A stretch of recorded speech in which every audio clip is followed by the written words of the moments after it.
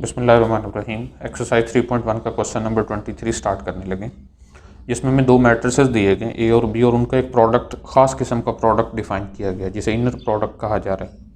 ए dot B जो कि equal है A11 B11 plus A12 B12 plus A21 B21 plus A22 B22, यानी respective elements को multiply करके ऐड करना होता है। तो इसके फर्स्ट पार्ट में हमें प्रूफ करना है कि A dot B equal zero but neither A equal zero nor B equal zero, कि ऐसा हो सकता है कि ए भी ज़ीरो ना हो और बी भी ज़ीरो ना हो जबकि उनका प्रोडक्ट ज़ीरो हो। तो उसके लिए हम ऐसा करते हैं कि हम दो मैट्रिसेस चुन लेते हैं अपनी मर्ज़ी से जो कि नॉन ज़ीरो होंगे और फिर देखेंगे कि उनका प्रोडक्ट ज़ीरो है। ओके, फर्स्ट पार्ट के लिए सपोज करते हैं कि मैट्रिक्स ए इक्वल है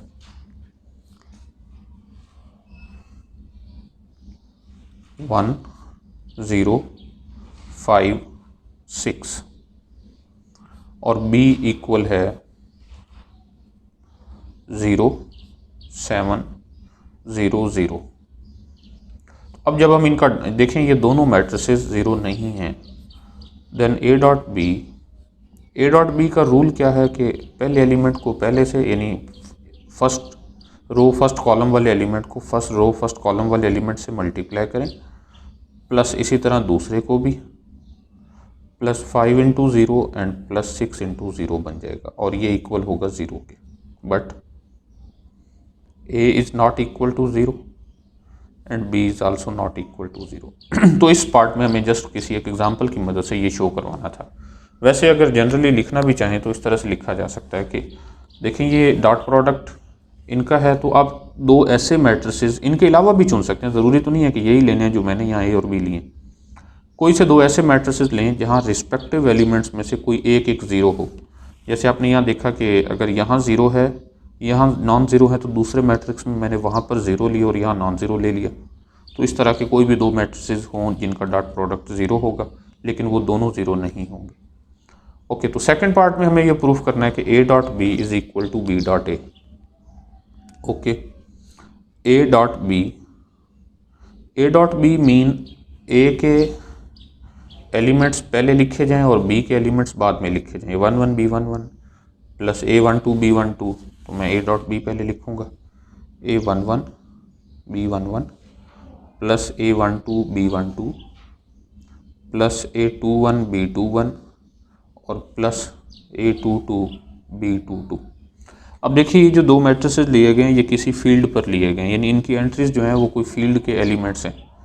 और इस चैप्टर में हम दो किस्म की फील्ड्स पढ़ रहे हैं, कम्प्लेक्स नंबर या रियल नंबर। वैसे कोई भी फील्ड हो तो उनके दरमियान, उनके एलिमेंट्स के दरमियान commutative property with respect to multiplication पाई जाती है। तो उस प्रॉपर्टी को यूज़ करते हुए हम यहाँ लिख सकते हैं B11 A11 plus B12 A12 plus B21 A21 plus B22 A22 जो कि इक्वल है B डॉट ए के।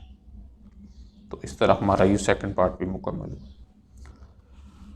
थर्ड पार्ट में हमें प्रूफ करना है कि alpha A plus beta B dot C equal है alpha A dot C plus beta B dot C, where C is another matrix. Alpha beta जो हैं ये कोई स्केलर है, यानी फील्ड के कोई से दो एलिमेंट्स हैं। तो लेफ़्ट साइड पहले सॉल्व करेंगे हम, और लेफ़्ट साइड भी फाइंड करने के लिए हमें पहले alpha A plus beta B find करना होगा। Okay, alpha A value put करते हैं अल्फ़ा ए जो कि A11 A12 A21 A22 है और प्लस बीटा इंटू बी जो कि है B11 B12 B21 B22, और इनको जब हम ऐड करेंगे तो ये बन जाएंगे alpha A11 alpha A12 alpha A21 alpha A22 plus beta, और बीटा अंदर हर एलिमेंट से मल्टीप्लाई हो रहा है तो हम इसे लिखते हैं beta B11 beta B12 beta B21 and beta B22। Okay, तो अब जब हम इनको ऐड करके एलिमेंट लिखेंगे तो वो कुछ इस तरह से होगा alpha A plus beta B equal हुआ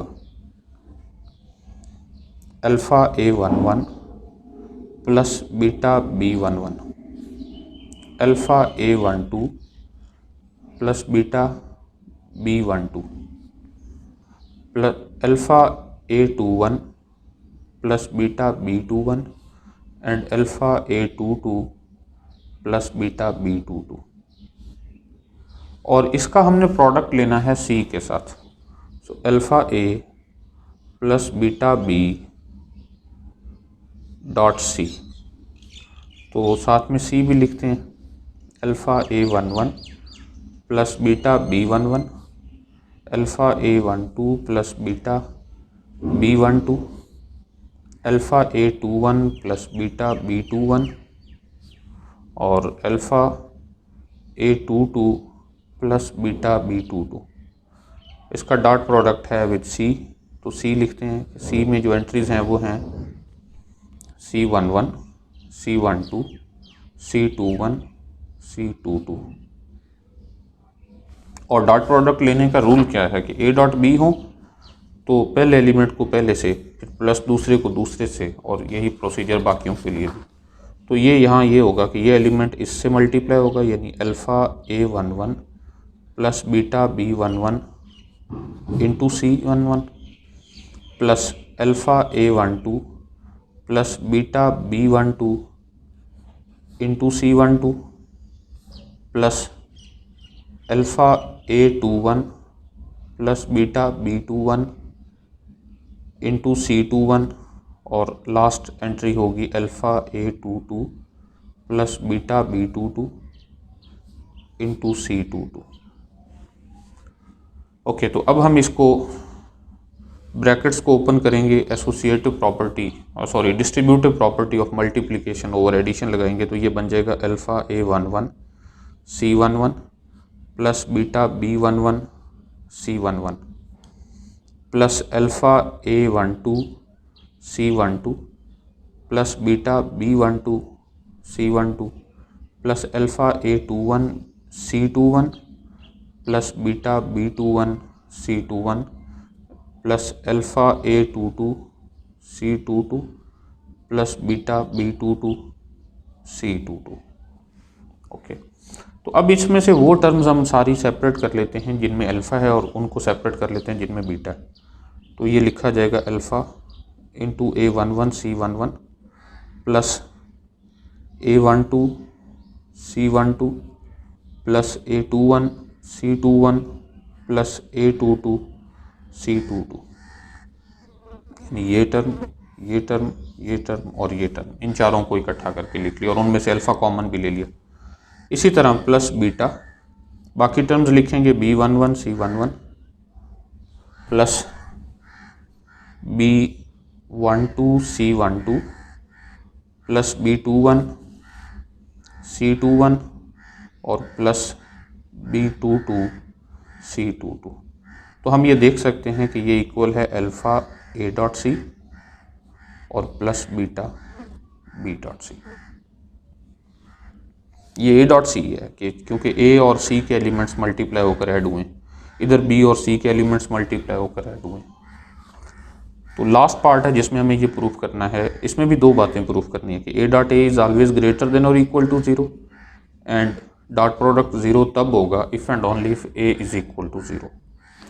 ओके, तो पहले हम देखते हैं कि A डॉट A होता क्या है।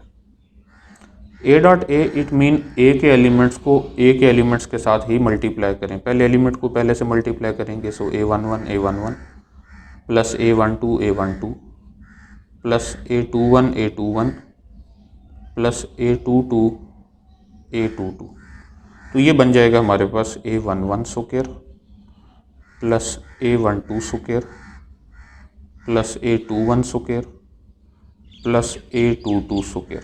अब ज़रा देखिए कि ये एक किसी भी नंबर का स्क्वायर है, रियल नंबर्स हैं। तो और ये हमारे पास रियल एंट्रीज़ हैं, ये याद रहे, वरना कम्प्लेक्स के लिए ये हो सकता था कि नेगेटिव नंबर भी आ जाता। बुक में बताना चाहिए था जो कि उन्होंने नहीं बताया। सो ये जो है A11 का स्क्वायर यह 0 हो सकता है या 0 से बड़ा हो सकता है। इसी तरह ये नंबर भी 0 हो सकता है या 0 से बड़ा हो सकता है, ये भी और ये भी। तो हम एज अ होल ये कह सकते हैं कि दिस इज़ ग्रेटर देन और इक्वल टू 0। क्योंकि स्क्वायर नेगेटिव नहीं हो सकता, मैं फिर बता रहा हूँ कि ये मैट्रिसेस रियल एंट्रीज हैं, तभी ये पॉसिबल है। हमें यही प्रूफ करना है, तो इट मीन ये रियल एंट्रीज ही थी। ओके, तो सेकंड पार्ट हमें ये भी प्रूफ करना है कि A.A equal 0 if and only if A is equal to 0। तो अगर A.A 0 हो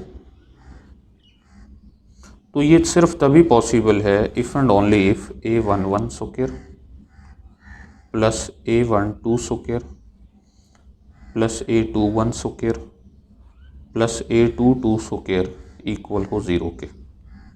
अब ये ऐसे नंबर्स हैं जो 0 या 0 से बड़े हैं और उनका सम 0 हो रहा है। इसका मतलब ये है कि वो नंबर सारे 0 हैं, तभी उनका सम 0 होगा। So if and only if A11 equal 0, A12 equal 0, A21 equal 0 and A22 equal 0। क्योंकि मैं फिर बता दूं कि ये स्क्वायर 0 हो रहे हैं, सम ऑफ स्क्वायर्स 0 हो रहे हैं, यानी ये एक ऐसा नंबर है जो नेगेटिव तो नहीं है। ये या तो 0 है या 0 से बड़ा है, ये भी 0 या 0 से बड़ा है, ये भी और ये भी। तो और अगर इनका सम 0 हो तो इसका मतलब यही होता है कि वो सारे खुद 0 हैं, यानी स्क्वायर 0 हैं ये सारे, और स्क्वायर 0 होने का मतलब यह है कि वो खुद 0 हैं। तो if and only if the matrix A जो कि इक्वल होता है A11, A12, A21, A22, तो ये 0 के इक्वल है। तो ये प्रूफ हो गया कि A.A equal 0 if and only if A is equal to 0। ये symbol if and only if को शो करता है।